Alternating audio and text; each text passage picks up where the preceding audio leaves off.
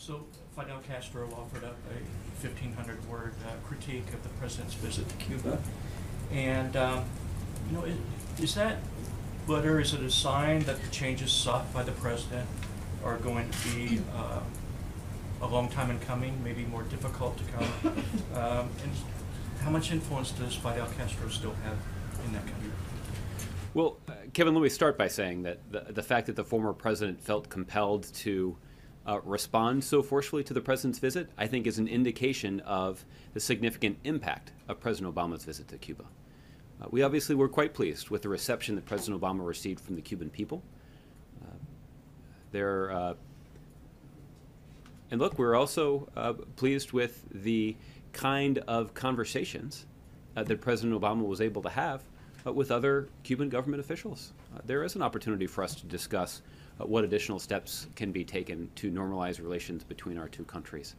The president made clear time and time again, both in private meetings with President Castro, but also in public when he delivered a speech to the Cuban people, that the U.S. commitment to human rights is rock solid, and that's not going to change.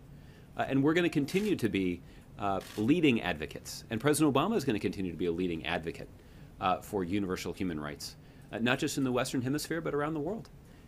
And the kind of engagement that President Obama was able to pursue in the context of his visit is the kind of engagement that would not have been possible had he not made the trip.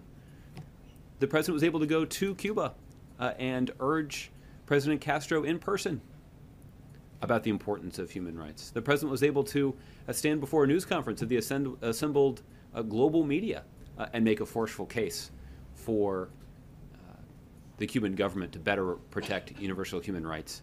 That also created a venue where a couple of your colleagues were able to ask President Castro about this issue directly. That's the kind of thing that's never happened before. And there's no denying that that creates some additional pressure on the Cuban government. And again, the fact that the former president felt compelled to respond, I think is an indication that the trip had its intended effect. Thank you. Okay.